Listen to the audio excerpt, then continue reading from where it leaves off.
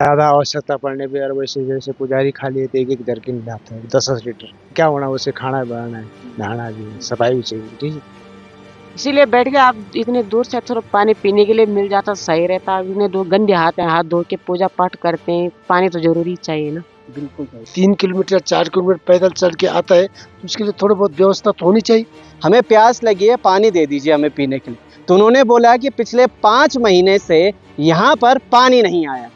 अभी कुछ समय पहले मैंने आपको मुनि की रेती पेयजल निगम से एक खबर दिखाई थी, जहाँ पर कई गांव वाले आए थे और उनका कहना था कि हमारे गांव में जल की समस्या बहुत है। जब मैंने उनसे पूछा कि आखिर आपके इस गांव में वो योजना कौन सी है जिस योजना से आपके यहाँ पे गांव में पंपिंग हो रही होगी, तो उन्होंने नाम बताया घंटाकरण पंपिंग योजना।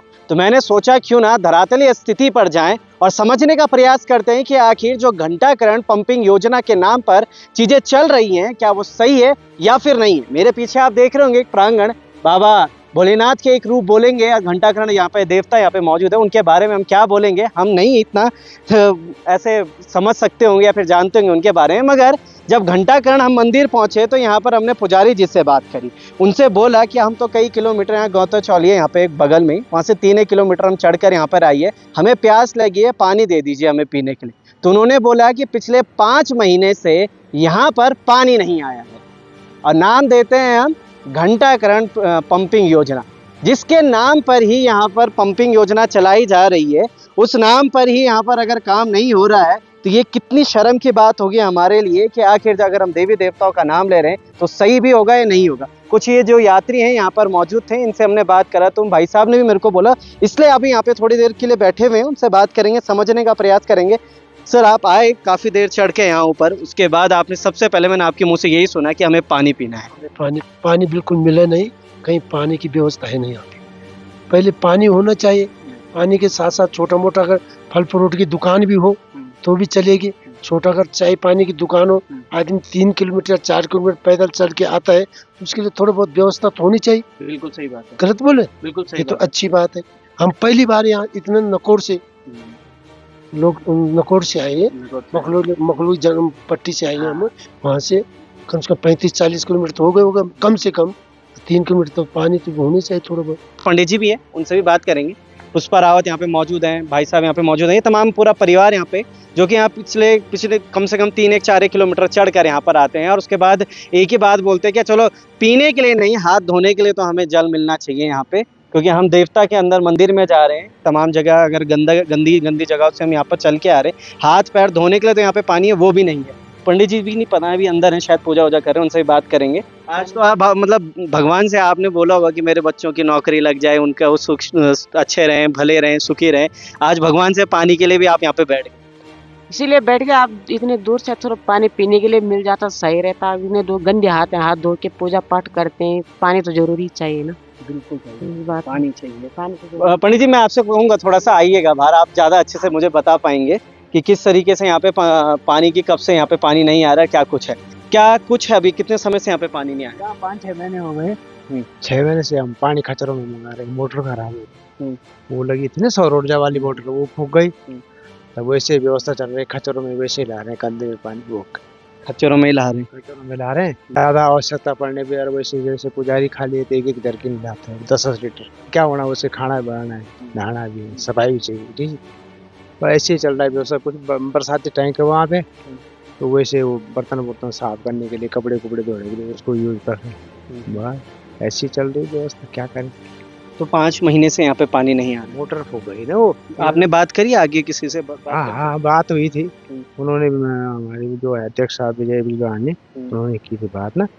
पर अभी चल रहा है अंतर का, बोलो अभी हो जाएगा, एक उसमें आ जाएगी कहीं मोटर 1 महीने के उसमें। हाँ 1 महीने आश्वासन मिल रहा है। आश्वासन नहीं मिल रहा है। मतलब आपने जिस दिन मोटर खराब होगी उसी समय बोल दिया होगा कि उसके बाद 5 महीने और हो गए, फिर जाके चीजें हुई, फिर 1 महीना और बढ़ गया, 6 महीने पूरे हो गए। 6 महीने और ऐसे ये 6 महीने होते हुए और हो जाएगा, फिर 1 साल बीत जाएगा।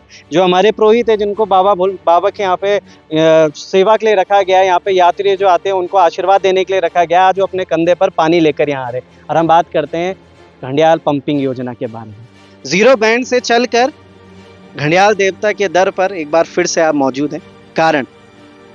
देखिए, आज घंटाकरण देवता के प्रांगण में हम यहाँ पर बाबा के आशीर्वाद से बैठे हैं और आज से हमारा जो नरेंद्र नगर का पेयजल सत्याग्रह है वो शुरू हो चुका है। ये अहिंसावादी होगा, बिल्कुल गांधी जी के मार्ग पे चलने वाला ये जो आंदोलन हमारा होगा। यात्रीगण यहाँ पर आए, उन्होंने बैठते ही सबसे पहले एक मांग की कि पानी नहीं है, क्योंकि वो अपने हाथ पैर धोने चाहते थे पूजा करने के लिए, पीने के लिए, क्योंकि 4 किलोमीटर पैदल चढ़ाई चढ़ कर आए हैं। और जैसा कि आपने देखा कि पुजारी जी भी यहाँ पर बोल रहे हैं कि पीने के लिए पानी नहीं है, खच्चरों के द्वारा यहाँ पर स्नान किया जाता है। और आप देखेंगे कि पाइपलाइन भी यहाँ पे नहीं, जो हर घर जल नल की बात की जाती है, वो हमारे मंदिर के प्रांगण में एक पाइप तक की भी व्यवस्था नहीं की गई है। और पिछले 6 महीने से मोटर फूक चुकी है, उसका कोई संज्ञान नहीं लिया गया। पुजारी जी ने बताया कि बिजलमाड़ जी जो यहाँ के अध्यक्ष हैं समिति के, उनके द्वारा जब सूचना दी गई, उसके बावजूद भी 6 महीने से कोई सुनवाई नहीं की गई। तो आप देखिए कि भ्रष्टाचार के साथ साथ ये कैसा असंवेदनहीन जो प्रशासन की संवेदनहीनता है कि 6 महीने से आप ऐसे, जिनसे धार्मिक आस्था लोगों की जुड़ी हुई है, हमारे दूर दूर से यहाँ पे यात्रीगण आते हैं घंटाकरण का आशीर्वाद लेने, उनको प्यासा मारने का काम कर रहे हैं। गांव वालों को तो आप प्यासा मार ही रहे हैं, साथ में आप जो दूर लोग यहाँ पर आ रहे हैं, कोई दिल्ली से चलकर आ रहा है, कोई मुंबई से भी चलकर आता होगा, यहाँ आके क्या पाता होगा, यहाँ आके उसको प्यास से रहना पड़ जाता है और जो पूजा है उसको भी वो ढंग से नहीं कर पाता। तो ये बहुत ही मुझे बड़ा शर्मनाक तरीके से आज बाबा के प्रांगण में बैठ के ये बात कहनी पड़ रही है। और आज उम्मीद करती हूँ, बाबा से मैंने हाथ जोड़कर प्रार्थना करी है कि हमारे जो शासन प्रशासन है उनको आप सद्बुद्धि दीजिए। शासन प्रशासन के तो हाथ जोड़ते जोड़ते हम थक चुके हैं, इसलिए आज जो सत्य का आग्रह है, क्योंकि जो शिव है, शिव के ही रूप घंटाकरण माने जाते हैं और सत्य ही शिव है, इसलिए शिव के सम्मुख होकर हम सत्य पूर्वक जो है आग्रह करना चाहते हैं शासन प्रशासन से कि शायद इनकी सद्बुद्धि हो, इनको सद्बुद्धि प्राप्त हो, तब तो ये हमारे लोगों की सुने। बिल्कुल सही बात है। 6 महीने और 6 महीने में 186 दिन हमारे पुरोहित जिनको यहाँ पे रखा गया है कि यहाँ पे तमाम जितने भी श्रद्धालु आएंगे उनको आशीर्वाद दें, वो 186 दिन रोज 6 किलोमीटर जाकर अपने कंधे पर पानी लेकर आते हैं।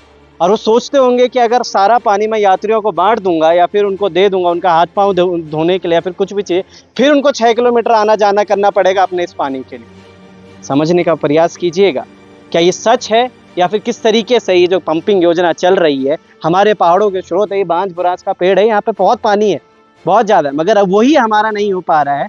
तो पहाड़ का पानी और पहाड़ की जवानी सच में अब पहाड़ के काम नहीं आने वाली है। जाएंगे हर एक गांव में जहाँ जहाँ घंटाकरण पंपिंग योजना के तहत तमाम चीज़ें पाइपलाइन बिछी गई हैं, उन गांव में जाएंगे और देखेंगे क्या सच में लोग लाभान्वित है या फिर सब जुमलेबाजी चलती हुई नजर आ रही है। बने रहेगा लोकार्पण के साथ। जय हिंद, जय भारत, जय उत्तराखंड, जय घंटाकरण देवता।